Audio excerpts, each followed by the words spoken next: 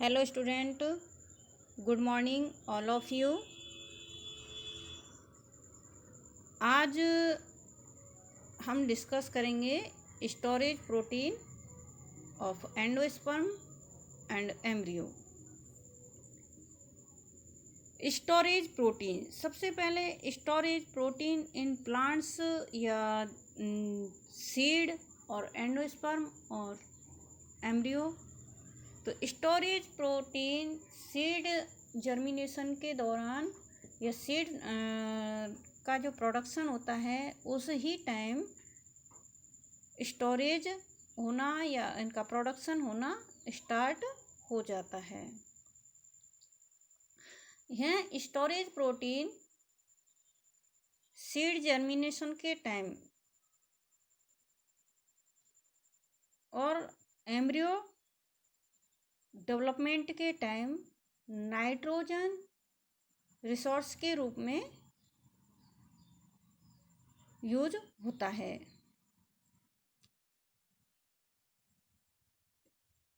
Serials या हम कह सकते हैं कि सीड्स में जो एवरेज कंटेंट होता है स्टोरेज प्रोटीन का, तो वो इस प्रकार से होता है कि जो अनाज के दाने हैं सीरियल ग्रेन्स, उनमें 10% प्रोटीन होता है उनके टोटल ड्राई वेट का।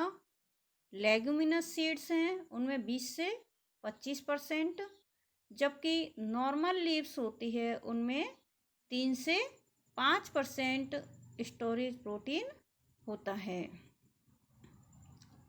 इसके अलावा रूट, ट्यूबर्स, etc में भी स्टोरेज प्रोटीन पाया जाता है, जो कि ह्यूमन बीइंग के लिए न्यूट्रिएंट के रूप में साबित होता है एज ए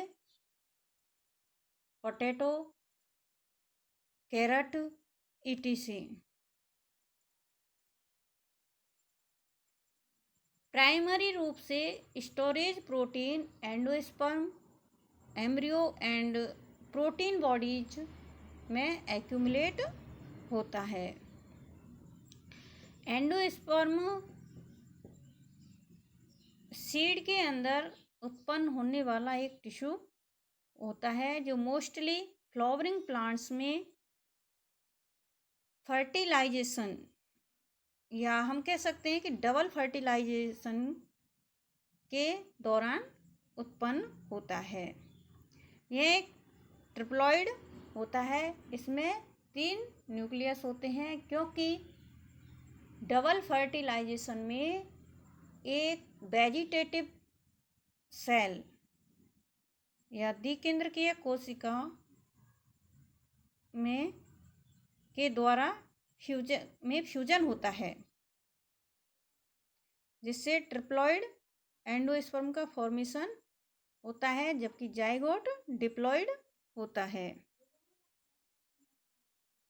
यह एम्ब्रियो को या भ्रूण को चारों तरफ से घेरे हुए रहता है और उसको न्यूट्रिशन प्रोवाइड करता है। एंडोस्पर्म में nutrition starch, oil and protein के रूप में एक्यूमुलेट रहता है।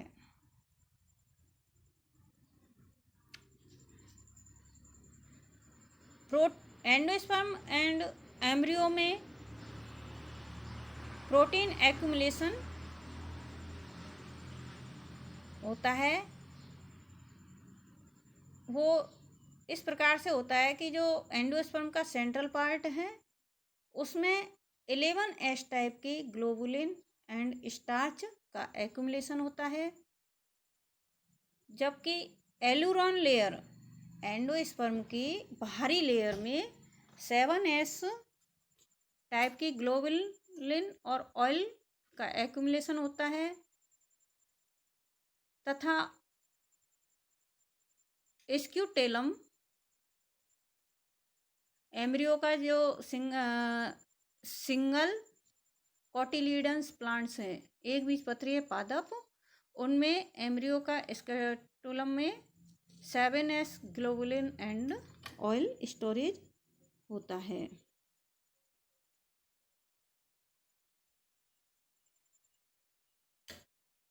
ओट्स और राइस को छोड़कर सभी जो सीरियल ग्रेन्स हैं उनमें globulin, prolamin and gluten storage protein storage होती है।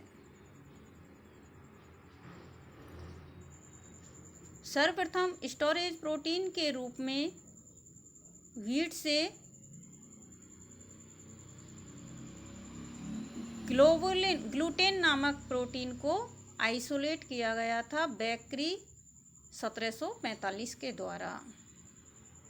इसके बाद टीबी ऑप्शन 1859 से 1929 के पीरियड में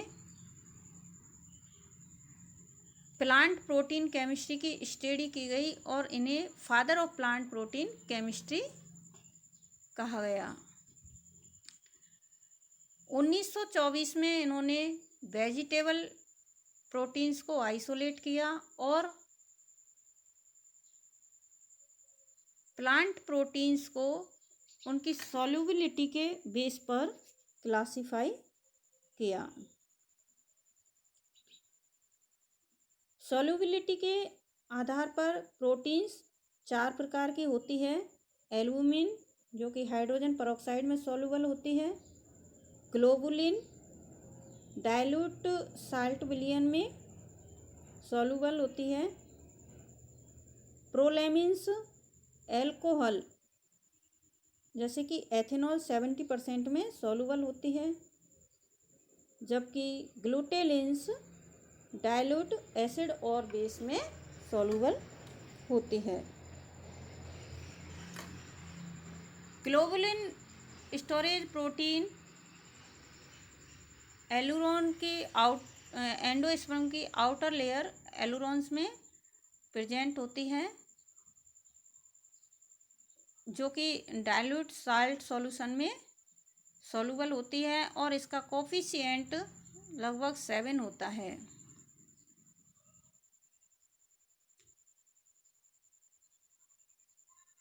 बार्ली एंड ओट्स के एलुरोन लेयर में 7S टाइप की ग्लोबुलिन प्रोटीन पाई जाती है और इसी प्रकार की जो ग्लोबुलिन प्रोटीन है 7S टाइप की राइस में भी इसके लक्षण देखे गए हैं।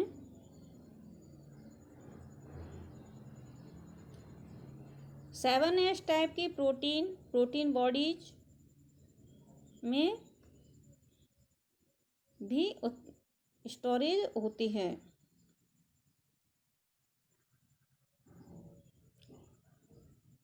जबकि 11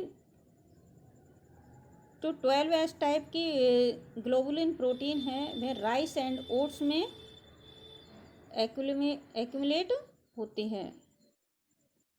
स्ट्रक्चर में एंडोस्पर्म की जो स्ट्रक्चर दिखाई गई है जिसमें brain, germ and endosperm part, यह एक व्हीट कर्नेल है और इसका जो न्यूट्रिशन वैल्यू है जर्म पार्ट की 3%,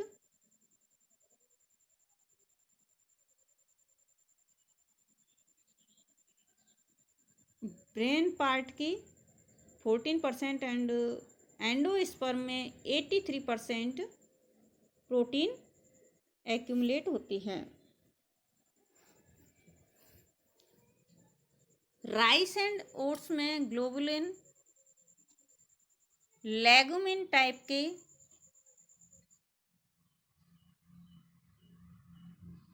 होती है जो कि अधिकतर द्विबीजपत्री प्लांट्स होते हैं। राइस प्रोटीन डाइल्यूट साल्ट्स में सॉल्युबल नहीं होती है।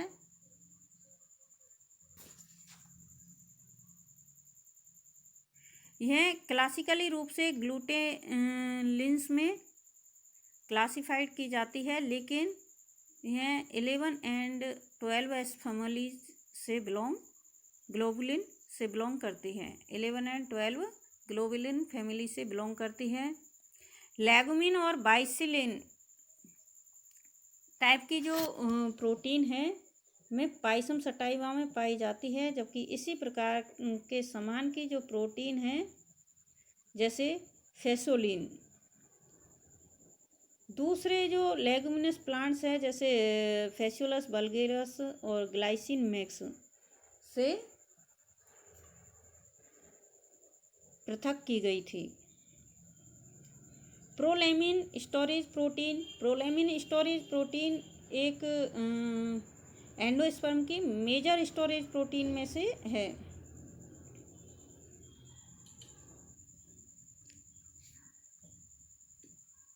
जो कि सभी जो अनाज हैं, सीरियल्स हैं, राइस और ओट्स को छोड़ करके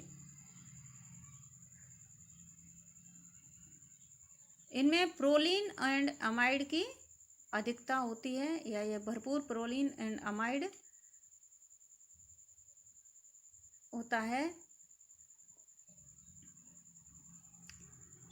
और अमाइड नाइट्रोजन जो ग्लूटामीन से उत्पन्न होता है। यह एल्कोहल या वाटर मिक्सर लगभग 60 to 70% एथेनॉल, 50 to 55% प्रोपेन पन ऑल और प्रोपेन टू ऑल में सॉल्युबल होती है। जो 7S and 11 to 12S globulin type की प्रोटीन से काफ़ी अधिक भिन्नता रखती है। यह व्हीट, बार्ली, राय, मेज एंड सोरगम मिल्ट्स आदि में प्रेजेंट होती है। इसमें अमीनो एसिड की सीक्वेंस और कंसिस्टेंसी के आधार पर कंसिस्ट जो अमीनो एसिड हैं मेथियोनिन, ग्लाइसिन, हिस्टीडीन आदि की अधिकता होती है। इसका जो एग्जाम्पल है प्रोलैमिन जैसे जीन जो कि मक्का में पाई जाती है। प्रोलैमिन की सुपर फैमिली, इनके जो स्पष्ट क्लासिफिकेशन है या नॉमेनक्लेचर है में कन्फ्यूजन है। तो इसको स्पष्ट करने के लिए प्रोलैमिन्स को 3 ग्रुप्स में डिवाइड किया गया है: sulphur rich, sulphur poor and high molecular weight prolamin proteins. Maize में जो प्रोलैमिन प्रोटीन्स हैं उसमें प्रोलैमिन में जैसे इसकी जो प्रोटीन है उसको जीन्स के नाम से जाना जाता है। यह पेनिकॉइड सीरियल जैसे सोरगम एंड और अनेक मिल्ट्स में पाई जाती है। इनके जो मेजर कंपैरिजन किया गया है 2 प्रकार की प्रोटीन्स को, या मेजर जो ग्रुप हैं, मेजर ग्रुप प्रोटीन यानी अल्फा जीन्स और माइनर ग्रुप प्रोटीन्स में बीटा, गामा, डेल्टा जीन्स का वर्णन किया गया है।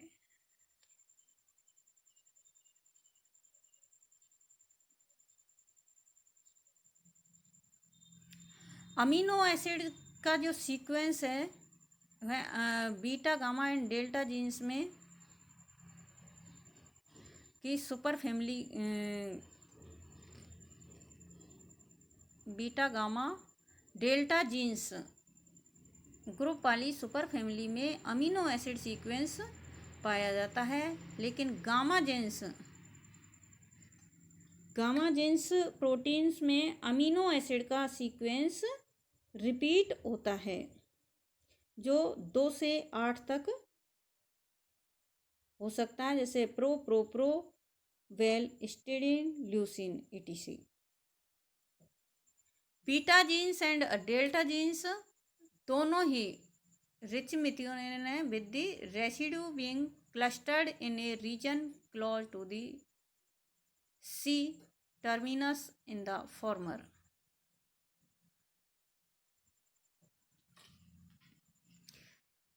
बीटा जीन्स और डेल्टा जीन्स हैं मिथियोनिन रिच प्रोटीन है, अर्थात इसमें मिथियोनिन की अधिकता पाई जाती है।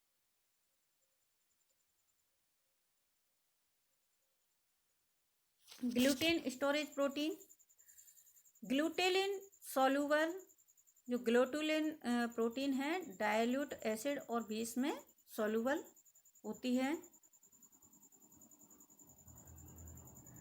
यह मोस्टली प्रोलेमिन लाइक प्रोटीन्स होती है, जैसे कुछ ग्रासेज का एग्जांपल लिया जा सकता है, जैसे गेहूँ या ग्रेमिनी फैमिली की जो ग्रासेज है उनमें यह पाई जाती है। ग्लूटेन एन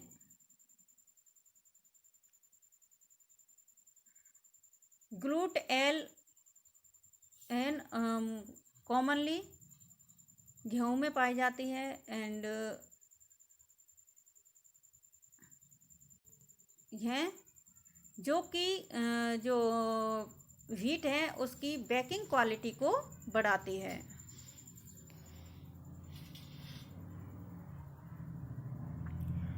अधिकतर जो गेहूँ है वो वाइट कलर के which produce by milling to remove the germ bran aleurone layer, यानी कि जो ग्लूटेन प्रोटीन है जर्म ब्रेन और एलुरोन लेयर से सीड्स के जर्म ब्रेन और एलुरोन से प्राप्त की जाती है और यह ह्यूमन बीइंग के लिए बेकिंग में बहुत ही उपयोगी होती है।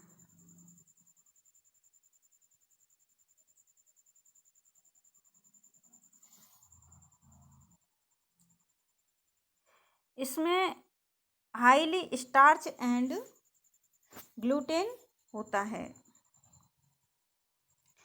ग्लूटेन टू टाइप के जो प्रोटीन्स होती है ग्लूटेन में ग्लेडिन एंड ग्लूटेलिन।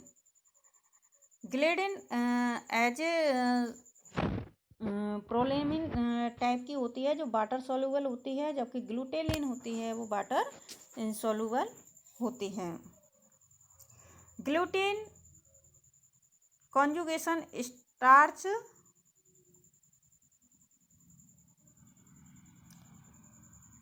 स्टार्च एंड व्हीट के अंदर ग्लूटेन का जो कॉन्जुगेशन होता है वो स्टार्च के रूप में होता है।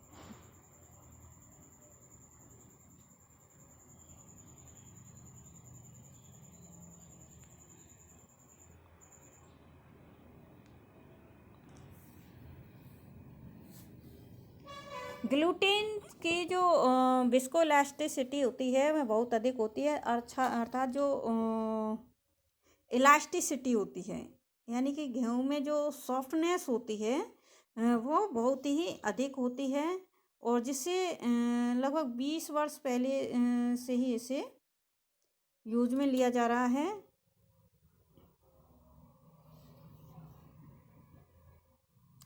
इसकी जो स्ट्रॉन्ग विस्कोसिटी और विस्कोइलास्टिसिटी है इसके कारण यह ग्लूटेनिन पॉलीमर्स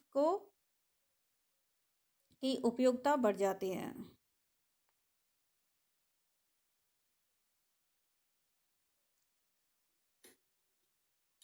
ग्लूटेन है हाई मॉलिक्यूलर वेट होती है,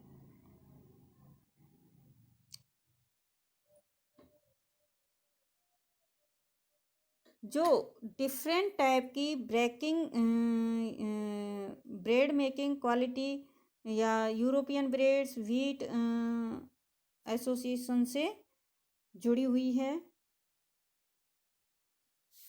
और इसे अनेक लेबोरेटरी में कंफर्म करके इसकी क्वालिटी को डिफ्रेंशिएट किया गया है, जिससे ग्लूटेलिन की कंटेनेंसी के बेस पर जो वैरायटी है गेहूं की उनको डिफ्रेंशिएट किया जाता है और इनका बेकिंग में यूज किया जाता है।